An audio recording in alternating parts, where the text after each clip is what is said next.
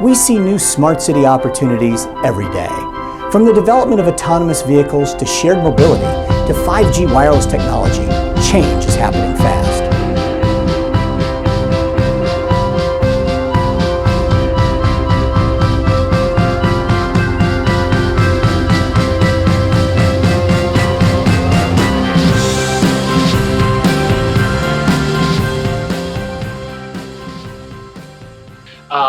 Hi, my name is Francisco Contreras, and I'm the Innovation Manager for the City of West Hollywood, and I'm joined by Kate Kagongo, Innovation Analyst.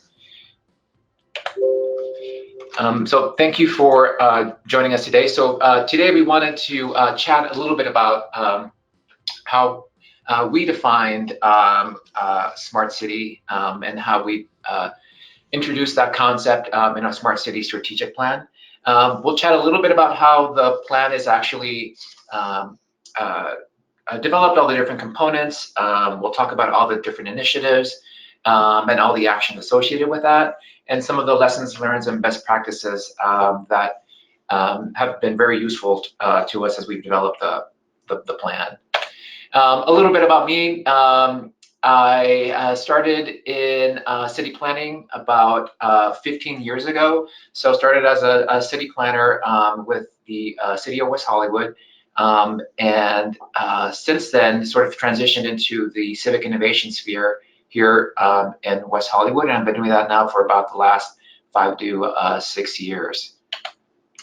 Hi, everyone. I am the city's innovation analyst, and I have been in planning and community development for about a decade. I've been with the City of West Hollywood 4 years this week, and was brought on to begin implementing the city's innovation program, and am now working with Francisco on leading the city's smart city efforts. So a little bit about West Hollywood, in case you're not familiar with the city. The city's sort of relatively young. We were founded in 1984. We're relatively small. We're 2 square miles, but with about 35,000 residents. So we are one of the densest cities west of the Mississippi. Some interesting factoids about our population. Half of our population is under 40 years old. So that's actually provides us with a really sort of interesting outlook into how to engage with this younger audience. Even though half of our population is under 40, we do have a large disabled LGBT and senior population. So while we may skew a little bit younger, we still have to address issues and concerns from these other constituencies. And our major industries here are hospitality, tourism, design, and media. I like to tell people that when you think of Hollywood, you should actually think of West Hollywood, because this is where the celebrities come and play. So the way that we defined WeHo Smart City, or what Smart City really means for West Hollywood, we really were looking at how a smart city optimizes systems by using technology and data, which was really important. And so we're using that to improve service delivery and customer satisfaction while creating new opportunities for engagement and problem solving. So our strategic plan really focuses on people first, not technology first. And we strive to holistically weave technology throughout the urban fabric as a means of not only improving, but enhancing our community's quality of life. So we have 3 project focus areas. And sort of these were like the common themes that emerge as we developed the plan. So we really wanted to build on our strength of the community and the city, and our focus areas really concentrated around becoming a smarter city hall. How can we have city hall and staff start to use data to help manage our services and programs, and really start to use data to make really positive data-based decisions, and how to be able to solve and engage the community in solving some of those problems together. So a smart city hall was our first. Developing a smart streetscape and building system. We have very sort of active cityscape. How can we actually enhance some of the infrastructure along our streetscape, not only to support economic vitality, but good design and a great sort of urban technology experience for all. And then we really looked at mobility because we are in the heart of Los Angeles, that we really needed to look at transportation and different mobility options and how we can help keep our community not only connected, but that all the transportation modes are safe and sustainable, no matter which way you travel. So we build on these strengths by addressing some of our current and future city priorities. And the 5 core values defined for WeHo Smart City included sustainability, mobility, accessibility to government, resiliency, and transparency. So really, we capitalize on some of the innovative initiatives that were already underway, sort of like our climate action plan, some of our mobility strategic plans as well, and then really figure out how to integrate new technology, digital tools, and data to enable a more connected citizen experience. So with human-centered communication was really important for us as part of the plan. We really kind of dove in to see how we can make Smart City this really kind of complicated, undefinable term, and how our community could best grasp that. So we took a very human-centered approach to how we were going to communicate that to our constituents. We even included things like comic book, graphic novel representations of what a WeHo Smart City might look like in order to help convey that message. Here's sort of like a couple of the slides for that graphic novel that we developed. So this was just to try and get our constituency just comfortable with the ideas of the introduction of technology, some things that they were already used to but never really thought about it being as a smart technology or a smart city technology. But really, it's just focusing on ways that we can make their user experience, their community experience, their resident experience much better. So I'm going to start talking about the way that we structured our strategic plan. Francisco mentioned the 3 core values of the goals of the program, but how do we get there? How do we achieve those strategies? We're not here to solve for all issues around technology. We're here for a long-term incremental effort to build up the capacity of City Hall to have greater efficiency and better customer service, customer experience. So the 3 strategies are create a culture of data, collaborate and experiment, and automate processes. And we'll go into the 3 of these strategies later on in our presentation. Here you can see the total of 3 strategies, 14 initiatives that help get us to becoming a smart city. We identified projects out of this strategic plan and classified them as either policies, programs, or pilot projects. That helped give us a framework for what is the work that needs to be done and in what order should this happen. You'll see that there are lead partners identified for each of our strategic plan initiatives. That is a great tool for us to involve the entire city in the smart city effort. The innovation division is Francisco and myself. We can't do all of these things on our own. So strategic partnerships across the city help us move closer towards becoming a smart city. So now we'll talk a little bit about the initiatives themselves. So our first strategy, we're really looking at how WeHo Smart City can lead several efforts in the organization to bring data-driven decision-making to support development and capacity to analyze and use more data and more effectively, just in order to enhance our daily operations. So we're really trying to create a culture of data as a smart city hall to be ready for the future. So here you see the 5 different initiatives underneath our first strategy. Building capacity for data analytics, developing dashboards, establishing a mobility data management program, expanding the curbside management pilot, and then the last one, which is adopting a smart city privacy policy. So we'll go into that one just a little bit further so you can kind of get a hint at what that actually means. So here's the initiative. So initiative 1.5 has several implementation actions underneath. So that's kind of how we've structured it. So we have the strategies, we have the initiatives, and now we have the implementation actions. So on the screen, under the heading implementation actions, you can see the different steps that we're going to take in order to get us to adopting a smart city privacy policy. And on the right, we've indicated what the benefits of this initiative will be to our community. In this instance, we are basically using data responsibly and establishing clear procedures to protect personal privacy. So that was very important for our constituency and for us to make sure that they knew we were committed to protecting their privacy. Right underneath the benefits statement, you see that we have indicated what core values this initiative actually helps us address. And this is its resiliency and transparency. And then who the lead champion is for this particular initiative, and in this case, it's the innovation division.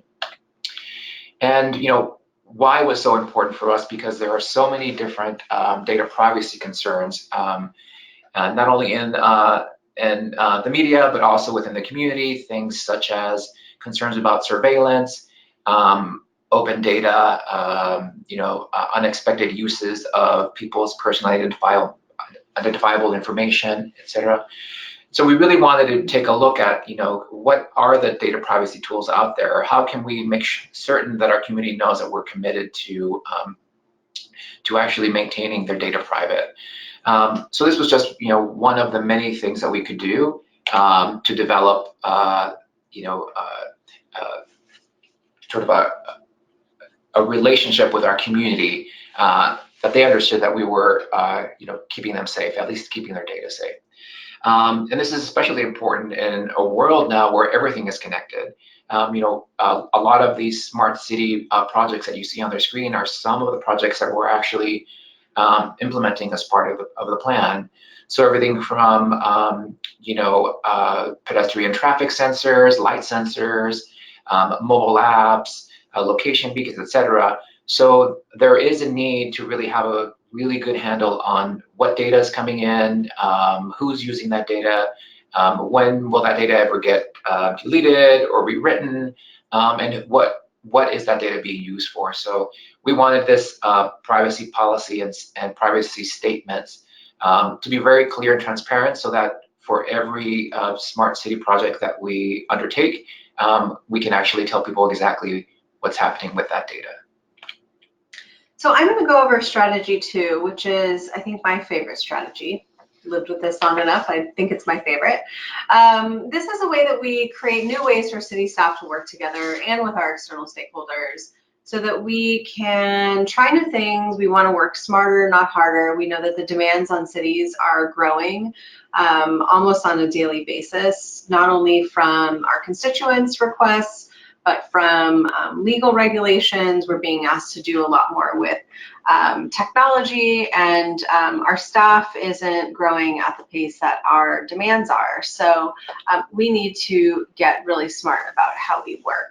So this collaborate and experiment strategy includes 4 initiatives that really look towards workflow improvement, new ways of doing digital engagement, data sharing policies for mobility data, and then exploring on-demand transit. So really looking at experimenting with some of our resources for our senior and disabled populations.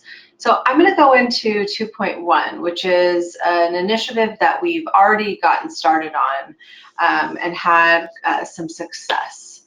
So initiative 2.1 is what we call, this is the Domino's Pizza Tracker.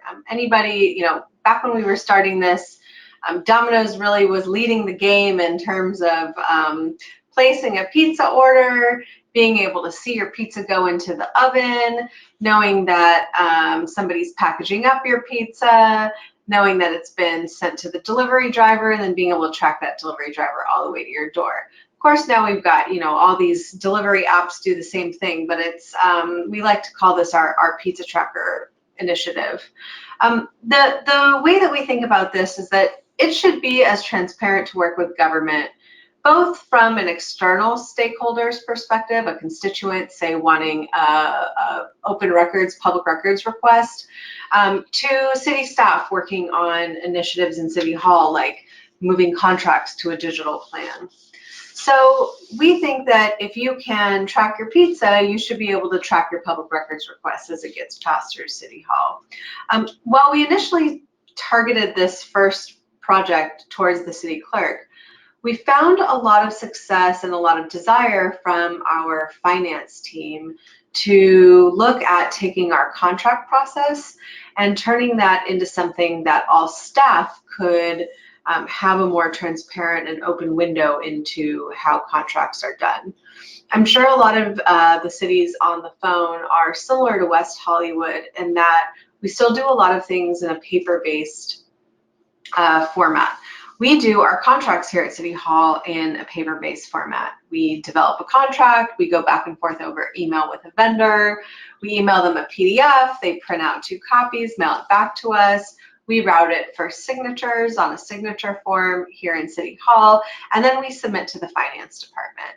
And if it's not a contract that needs to go to council, you really don't have any clue about when your contract will get reviewed, when it will get executed. And we found that this was really hindering the ability of staff to deliver services to their constituents. And we found that it was causing a lot of problems that created unnecessary friction for actually getting good, smart work done in City Hall. So we launched a process called our Digital Procurement Project. This is a real collaboration, workflow experimentation project. We brought in a consultant to do some lean process improvements for us. And while this might just look like a picture of a bunch of backs of people's heads, this was about 30 of our staff members actively participating in a smart contract, smart digital workflow project, which for us was a really great achievement.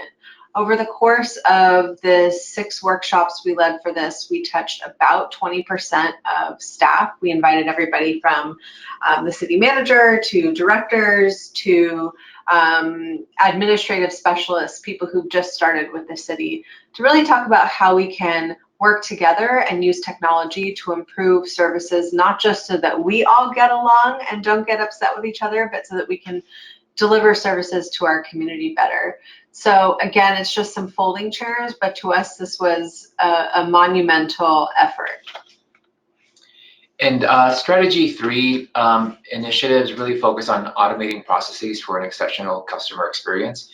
And this strategy really recommends exploring how data, collaboration, and technology can enhance public safety, prepare the city for the unexpected, and manage the built environment through a smart city sensor and building program.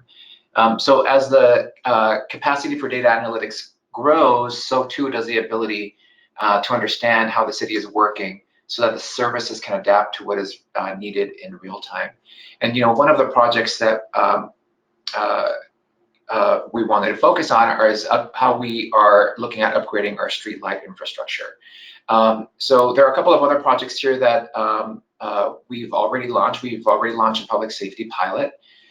We are looking at implementing critical connected infrastructure backups. What happens when our systems go down and we need to, maybe perhaps use some of our old analog ways to do our work.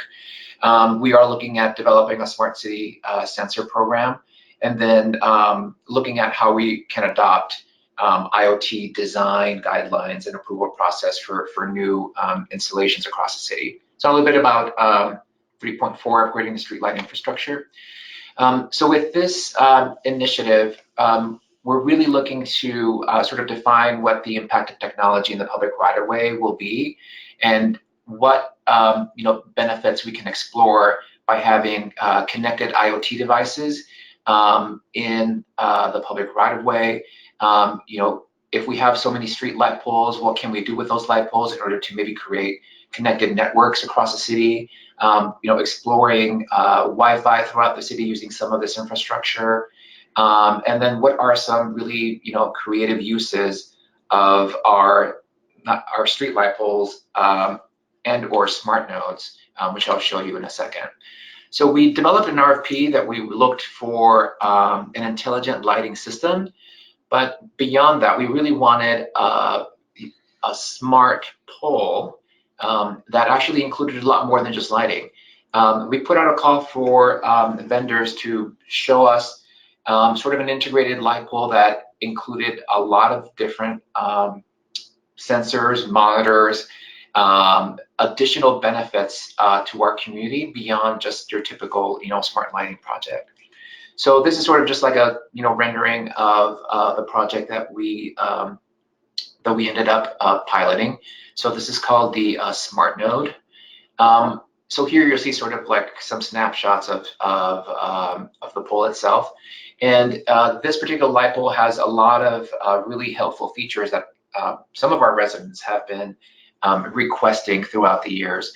So we have the capability for electric vehicle charging at the node.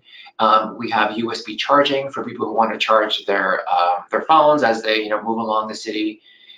We have a help button with microphone in case of emergencies. That you can communicate with our sheriff's department or emergency personnel. We have a speaker in case we want to do any emergency announcements. As I mentioned before, we have the capability of incorporating Wi-Fi.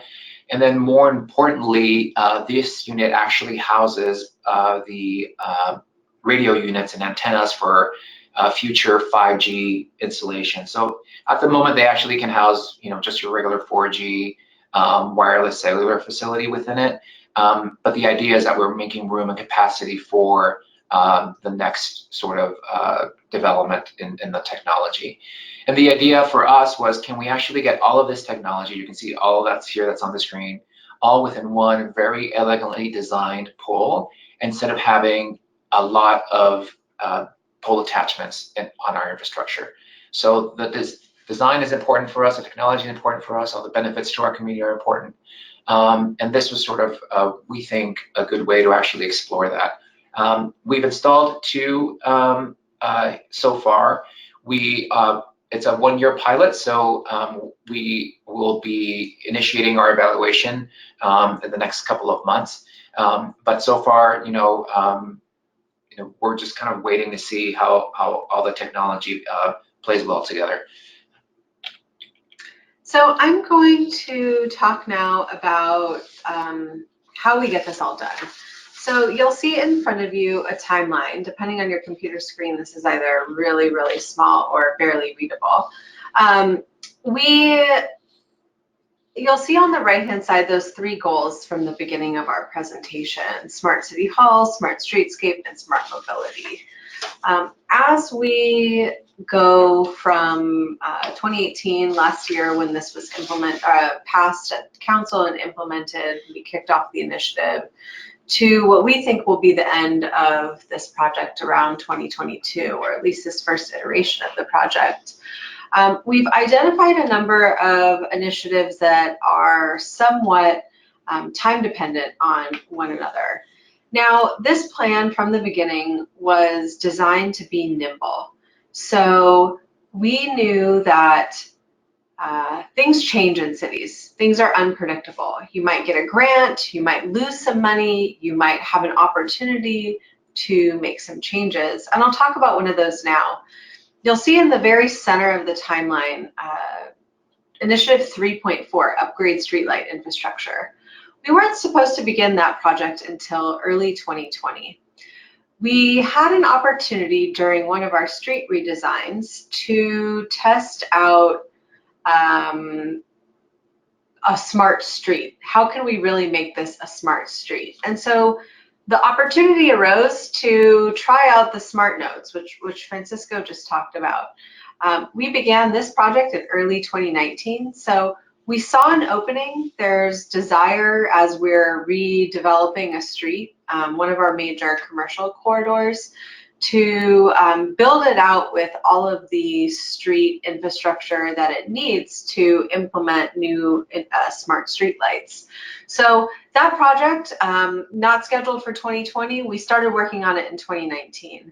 And so some other projects, we can't do it all, so some other projects got pushed later. That's okay. We told council from the beginning that the Smart City Strategic Plan is a tool that's meant to be flexible and nimble, and a real benefit to the city is that we as a team are prepared for shifting priorities. As long as we get to the core values and core intent of each strategy, we are bringing the city closer towards a smart streetscape or a smart city hall or smart mobility. So a number of initiatives have already begun or are in the early process, but these things take time. We're doing, you'll see, Initiative 1.1 was supposed to begin at the end of 2018. We're just starting that now. We started that in the spring, and we'll be doing a data training academy for staff. The dashboard program is one that we're working on internally for our Smart City Strategic Plan, testing out using an Invisio dashboard for tracking the progress of our Smart City Strategic Plan. We haven't launched a public-facing dashboard. That's on track for next year. You'll see that Initiative 2.1 on the first line, Smart City Hall, create a pizza tracker tool. That was scheduled to begin in mid-2019. We actually pushed that up and started it in late 2018 because that was a project that finance was really craving and really ready for. So, these projects, this was our initial thought about the timeline. We do have a mandate to go back to council 2 years after the approval of the project. So that'll be February 2020. And then every 2 years after that to provide an update. And I'll be really curious in about 9 months or 8 months to see where we thought we'd be versus where we are now. So again, this timeline it's rough, it's meant to be flexible, but it does show us how we are getting to those 3 goals that we talked about at the very beginning. And with that, we have concluded our overview of the WeHo Smart City Strategic Plan. The plan and all of the news related to the plan is available at wehosmartcity.org. This is our contact information, Francisco and my email. You're free to email us at any time and ask any questions, but we will be very happy to answer questions now. All right. Thank you so much for sharing that awesome presentation with us. This is Jeremy Ogle. I am the Public Affairs Director for Medafra Enterprises. Apparently, my intro was not audible, so I apologize about that. But we do have a few minutes now for questions, and I'm excited to take a few questions. I have a big list of questions that I wrote down as you were going through the presentation, Francisco and Kate. And then for the audience, if you have not already submitted a question, I would encourage you to type one into the chat question box that you should see in the right-hand panel, the GoToWebinar panel that you should see on your screen. So please send in your questions, and we will get those to the presenters and have them answer as part of this presentation. So one of the questions I had, and I'm not sure who's best to answer this, but on the smart streetlight poles, I thought that was really interesting. I hadn't actually seen that particular model before.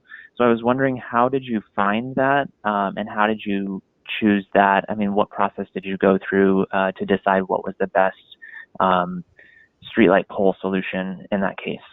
Sure.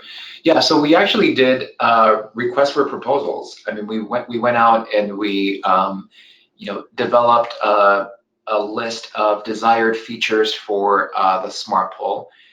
We indicated that at the very minimum you had to have smart lighting, but that then here is the listing of additional features that would be wonderful if you included it. You didn't have to, but if you'd get extra additional points if you did. So we kind of just did an RFP for the pilot. We reached out to some of the vendors that we've come across at conferences or at expos, and then we just advertised it through the normal procurement channels. So we did receive close to maybe 15 to 20 submissions, and then we took, yeah, and some of them were really fantastic and some of them were really awful. So you know, in a way it wasn't that difficult, but when we, you know, saw this one particular model, we thought it fit sort of all of our goals and our intended goals much better than any of the other proposals. We liked the design, we liked all the features, we liked that everything was integrated within the pole itself, and that it was so, you know, IoT rich compared to anything else that we had seen on the market. And one of the reasons why we selected this vendor, Enhub, is that they have the capability to include the small cell technologies within their pole. We know that the telecommunication companies love a pole attachment, and West Hollywood has spent a lot of time and money and effort on making our urban design really a primary priority for the entire city. And we know that pole attachments, especially small cells, are ugly, and the designs, even the good-looking designs that the telecom companies have come up with, still look like add-ons, and they look like an afterthought. They are an afterthought. While we understand what the FCC regulations for cities regulating telecommunications are, we thought, let's test a technology, a piece of infrastructure that can actually house those small cells inside of the light pole. And they were one of the very few vendors that had not only the capability to house the technology, but also the capability to run all these IoT devices. So they were really the only vendor that checked off all the boxes of what we were looking for. Right.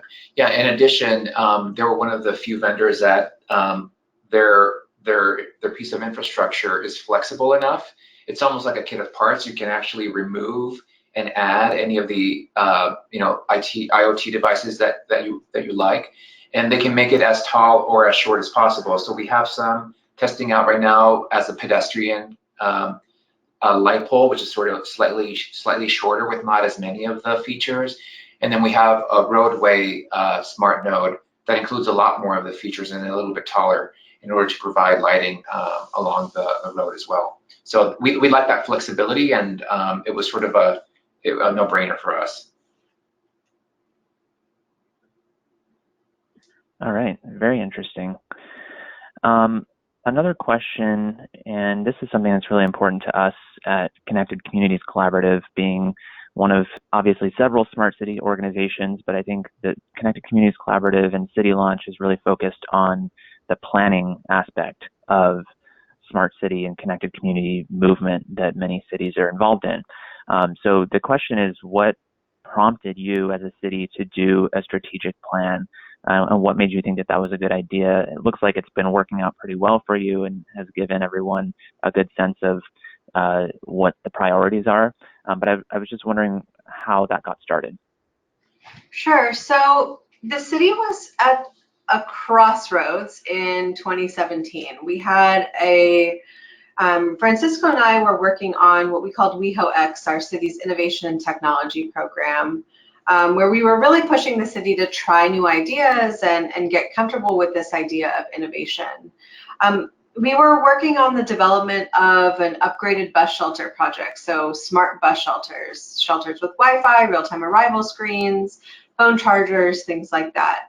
Our information technology IT division was working on a fiber master plan and fiber build out throughout the city to create a municipal fiber network throughout all of our commercial corridors, as well as a Wi-Fi master plan. So looking at how we can enhance all of our commercial corridors with Wi-Fi and with Wi-Fi hotspots, as well as Wi-Fi at all of our public facilities.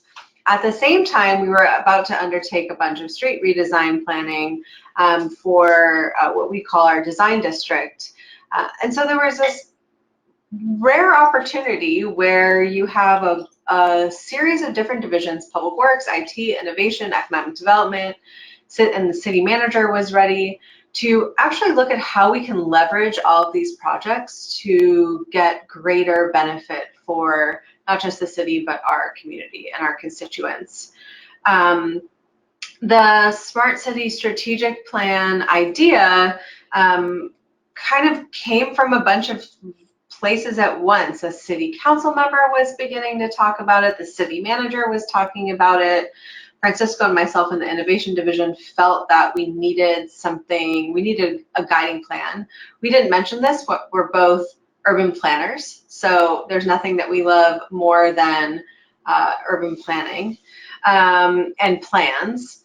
And we found that the Smart City strategic planning process, by going out to RFP, we received 25 responses from some of the world's biggest planning and strategic development companies, the Deloitte's, the Arups and Accentures of the world, down to small startup planning firms. And we looked at the variety of responses that we got to that RFP and really asked ourselves, what kind of Smart City strategic plan are we looking for? Are we looking for a blueprint to fit us into Deloitte's version of a smart city? Or are we looking for a custom plan for helping our tiny little 1.9 square miles move into the 21st century? We don't own our utilities. We don't own, water, power, gas. At the time, we didn't own our streetlight infrastructure that we do now. So we don't have a lot of opportunities to do big, massive smart city projects like a lot of the larger firms start gearing cities to. We knew we needed something that really focused on our community and benefits for our community, not just technology. And so we ended up with working with a consultant called Cityfy, who helped the city understand where we were, where we wanted to go, and how to get there. Yeah, and it was very important for us to really focus on what our existing urban challenges were at the time as we were developing the plan. And so all of the strategies and initiatives in the plan actually help us address, those problems. So, we focus on mobility because we have a lot of transportation issues in the city. Resiliencies, we have a very strong focus on sustainability and our climate action plan. So we would want to be good stewards of the environment. So, we focused the plan on solving the issues that the city was already struggling with, to make sure that the whole entire organization moved along with it, and that we weren't creating perchance that much more additional work for anybody else because they were already working on these projects. So it was sort of like a way to organize all of these distinct projects under one umbrella and then help kind of guide the development of those, either with new integrated technology, data, and the like. So that was also an important component of it.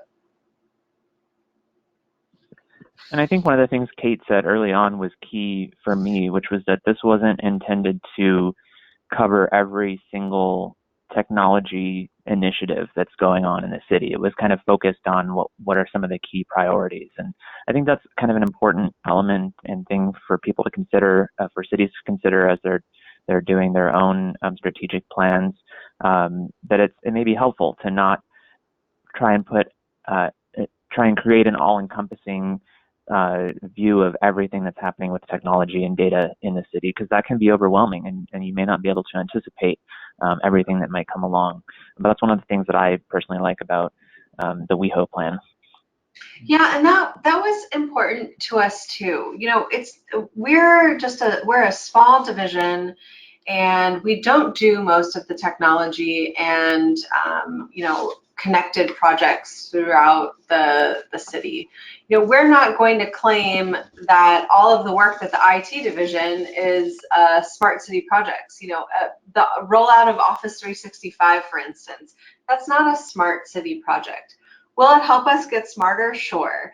But what is a smart city project is a data training program to learn how to use the new features of Excel in Office 365. That's a smart city project. So that's something that we can take a little bit of work on our part to enhance the work of the of the IT department, they're working on upgrading our systems so that we have the latest and greatest in technology. And then we're going to give that extra add-on, which is training staff how to use these new tools to make better data-driven decisions for their divisions, for their council staff reports, and for generally informing policy as a whole. Yeah, and one thing that we discovered along the way, when we first started working on the plan, when the whole notion about, WeHo Smart City was starting to develop, we thought it was going to focus a lot on technology and on infrastructure, the smart lighting projects, smart metering projects and the like.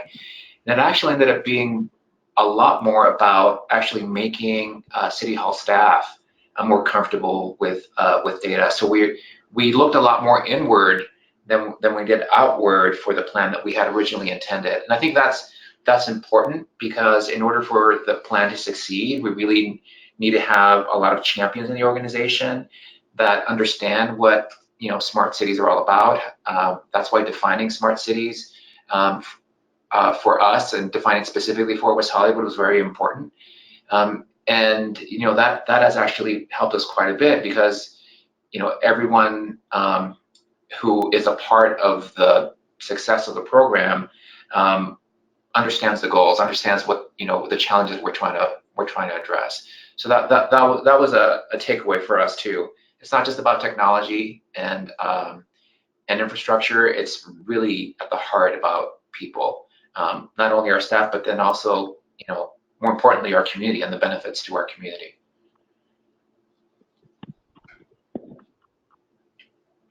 All right. There is a question from the audience that I'll get to in just a second, and I wanted to remind everyone else who's listening that we are taking your questions. If you have that panel open from GoToWebinar on the right side of your screen, maybe it's on any side of your screen, but you can type your question into the question box there, and we will ask the presenter. So one of the questions here is, who is teaching those data capacity Excel classes? In-house staff or consultant? And that actually lines up with one of my questions too. Is are you using outside resources to help do that education? You did mention that you brought in a process improvement consultant when you were working on the pizza tracker. How else have you relied on internal or external resources? Right. Yeah. We are a contract city, so we're sort of we do rely a lot on consultants for implementation of a lot of our projects. So for the Data Training Academy, we did basically do an RFP to solicit proposals from different data training consultants. So we found a really fabulous consultant out of Chicago. That's gonna come into City Hall and provide the training for about, I think it's 24 or so staff at a time, and they developed a curriculum based on our RFP, and we've kind of helped develop it with them and tweak it to make it as useful for our staff as possible. We honestly just had our kickoff call earlier this week. So, we're fine-tuning that and hope to launch that then at the end of August. So, that's one of these initiatives that we're hoping that staff will, take advantage of, and just to increase their comfort level with, the talking about data. It's more of a, data 101 that we can then kind of build upon, and maybe then do more, intermediate to advanced courses later. But yeah, outside resources are very critical, at least for us as a contract city.